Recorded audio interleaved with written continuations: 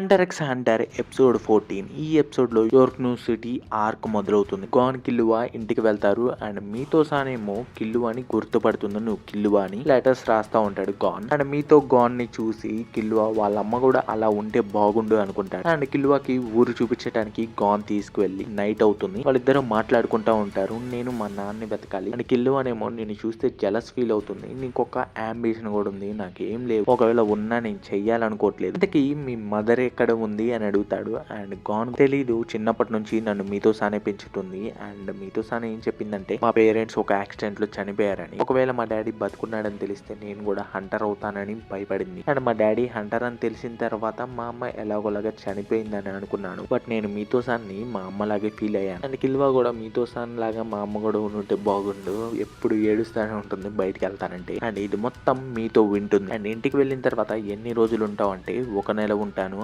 And తర్వాత డాడీని వెతకడానికి వెళ్తాను అని చెప్తాడు. అండ్ సరే అని ఒక బాక్స్ తెచ్చిస్తుంది. ఇది జింగ్ ఇచ్చాడు. నువ్వు హంటర్ అయిన తర్వాత జింగ్ నన్ను ఇవ్వమన్నాడు. జింగ్ నాకు కజిన్ అవుతాడు అండ్ తను 12 ఏళ్ళప్పుడు నీలాగే హంటర్ ఎగ్జామ్ తీసుకోవడానికి వెళ్ళాడు. అండ్ దాని తర్వాత అసలు రాను కూడా రాలేదు. వెళ్ళేటప్పుడు అడిగాను ఎందుకు వెళ్తున్నావు అని, నాకు ఒకటి కావాల్సింది అని అన్నాడు. అదేంటిదో కూడా చెప్పలేదు. అండ్ 10 ఏళ్ల తర్వాత మళ్ళీ వచ్చాడు. అప్పుడు నిన్ను పట్టుకొని వచ్చాడు. మీ అమ్మ ఎక్కడుంది అని అడిగితే మేము గొడవ పడి విడిపోయామని చెప్పాడు. నిన్ను పెంచే బాధ్యత తనని నమ్మైతే తనకీలేం, సో అందుకనే మేము పెంచుతాం అన్నాం. అదే మీ డాడీ గురించి నాకు తెలిసింది అంతా చెప్పేశానని చెప్తుంది. అండ్ లోపలికి తీసుకెళ్లిన తర్వాత అండ్ ఆ బాక్స్ ని కిల్లువాకి చూపిస్తాడు. అండ్ కిల్లువా కూడా గట్టిగా ట్రై చేస్తాడు, బట్ అది మాత్రం ఓపెన్ కాదు. అండ్ కిల్లువా అడుగుతాడు, నువ్వు హంటర్ అయిన తర్వాత నీకు ఇమ్మన్నాడు అంటే ఏదో ఒకటి ఉండే ఉంటుంది. మనం నిన్న ట్రై చేయలేదు కదా అని నిన్న ట్రై చేస్తుంటే అది ఓపెన్ అవుతుంది. అండ్ వెనక డిజైన్ చూస్తే నెన్ బ్యాండ్ కిల్లువాకి ఇంత ముందు కట్టుంటారు కదా, సేమ్ డిజైన్ లాగా ఉంటుంది. నెన్ వాడితే అది విరిగిపోతుంది. అండ్ లోపల బాక్స్ లో ఒక మెమరీ కార్డు, ఒక రింగ్ అండ్ ఒక టేప్ ఉంటుంది. సరే టేప్ ఇందామని టేప్ రికార్డర్ తెస్తారు అండ్ కాపీ కూడా చేద్దామని నొక్కుతారు. అండ్ వాయిస్ వస్తుంది, రింగ్ వాయిస్ వస్తూ ఉంటుంది.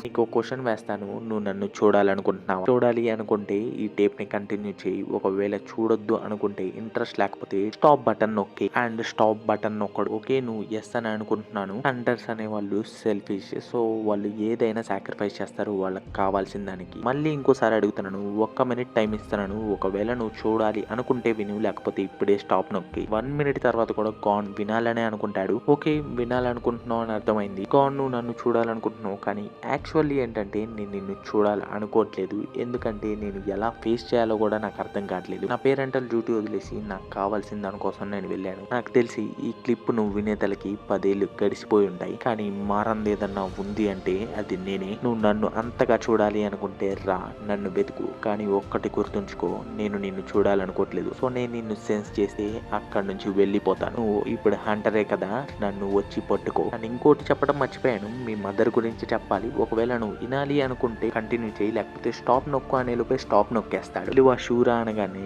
యా ఎనీవే నీతో సానే నా మదర్ అని చెప్తాడు. అండ్ వెంటనే ఆ టేప్ కాపీ చేసింది మొత్తం రివర్స్ తిరుగుతూ ఉంటుంది. నిన్నొచ్చి ఆ టేప్ రికార్డర్ చుట్టూ వాళ్ళకి ఏం అర్థం కాదు ఏం జరుగుతుందని. మొత్తం ఎరైజ్ అయిపోతూ ఉంటుంది, కాపీ అయింది. అండ్ ఉన్న టేప్ కూడా ఎరైజ్ అయిపోతూ ఉంటుంది. ఎంత పగలగొట్టినా పగలగొట్టలేరు, చుట్టూ నెన్ ప్రొటెక్షన్ ఉంటుంది. అండ్ గాన్ ఇదంతా ఎందుకు చేశాడనగానే కిల్లువా చెప్తాడు, తను నీకు ఎటువంటి క్లూస్ వదలని అనుకోవట్లేదేమో. వాయిస్ తో ఆ పర్సన్ హైట్ ఎంత, వెయిట్ ఎంత, ఈ మొత్తం తెలుసుకోవచ్చు. అండ్ బ్యాక్గ్రౌండ్ నాయిస్ బట్టి లొకేషన్ కూడా తెలుసుకోవచ్చు. And ఇంకొంది 2 clues. రింగ్ ఎలాగో నాకు తెలిసి ఉపయోగపడదు, మెమరీ కార్డ్ ఒక్కటే ఉపయోగపడుతుందని. ఈ మెమరీ కార్డ్ ట్రై చేయడం ఎలా అని గాన్ అడుగుతాడు. నీకు తెలీదా, ఇది జాయ్ స్టేషన్ లో వెతకాలి, ఇది ఒక కన్సోల్, మీ ఊర్లో టాయ్ స్టోర్ ఉందా అనగానే ఉంది అని చెప్తాడు. అండ్ కిల్లువా వెళ్ళి అది కన్సోల్ ని తెస్తాడు, జాయ్ స్టేషన్ కన్సోల్ ని. అండ్ ఇది ఓన్లీ గేమ్ మెమరీ కార్డ్ కాబట్టి గేమ్ ఆడింది మనం చూడొచ్చు, గేమ్ ఆడలేము అని మెమరీ కార్డ్ పెట్టి చూస్తాడు. ఒక్కటి మాత్రమే సేవ్ అయ్యి ఉంది, గేమ్ పేరు గ్రీడ్ ఐలాండ్ అని తెలుసుకుంటాడు. అండ్ గ్రీడ్ ఐలాండ్ అనేది సెర్చ్ చేస్తారు. అండ్ ఒక్క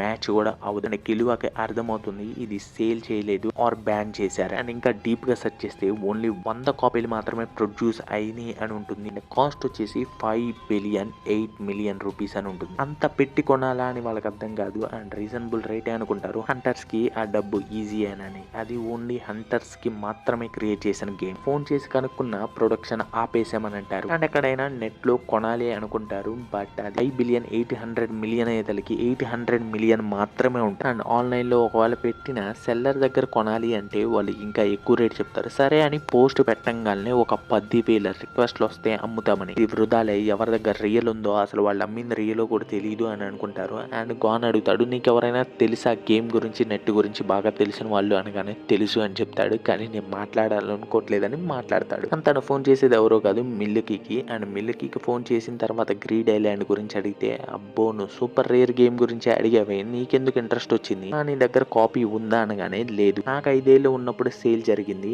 అప్పుడు నా దగ్గర అంత మనీ కూడా లేవు, తర్వాత కొనాలనుకున్నా ఎవరో అమ్మలేదు, దొరకలేదు కూడా ఓనర్ అని చెప్తాడు. నాకు కాపీ కావాలి అనగానే వదిలే నేనే గివప్ ఇచ్చేసాను అనగానే రెచ్చగొడతాడు. నీలాంటోడే గివప్ ఇచ్చేసాడు అని. అది అప్పుడే విషయం, నేను ఇప్పుడు ఏం గివప్ ఇవ్వలేదు, నాకు లీడ్ దొరికింది అనగానే లీడ్ ఏంటో చెప్పమని కిల్లు అడుగుతాడు. నేను ఎందుకు చెప్తాను ఫ్రీగా అని అనగానే, లేదు మేము ఒక కాపీ గేమ్ మెమరీ కార్డ్ ఇస్తామంటే ఏం చేస్తావు అని అడుగుతాడు. నిజంగానా అనగానే నిజం అని చెప్తాడు. అండ్ నా దగ్గర 2 లీడ్స్ ఉన్నాయి, అండ్ ఆ 2 లీడ్స్ చెప్తాడు మెమరీ కార్డ్ కిల్లువా పంపిస్తానని చెప్తాడు. అండ్ ఆ 2 లీడ్స్ గానికి చెప్తాడు. ఫస్ట్ లీడ్ ఏంటంటే హంటర్ వెబ్సైట్ లో హంటర్స్ గురించి తెలుసుకోవచ్చు, బట్ అది మన కంప్యూటర్స్ లో కాకుండా నెట్ సెంటర్స్ లో వెతకాలి, మన దగ్గర వెతికితే మన అడ్రస్ తెలుస్తుంది. అండ్ సెకండ్ లీడ్ ఏంటంటే యార్క్ న్యూ సిటీ ఆప్షన్, అక్కడ కొన్ని కాపీస్ అమ్మబోతున్నారని రూమర్ వచ్చింది అంట అని చెప్తాడు. సో నలుగురు కలవబోయే place York new city. And gone వాళ్ళు బయలుదేరతారు. అండ్ స్టోరీ అనేది కురాపికాకి షిఫ్ట్ అవుతుంది. అండ్ ఇక్కడ మీకు ఇంతకు ముందు వచ్చిన ఎన్హాన్సర్స్, ఎమిటర్స్, కంజూరర్స్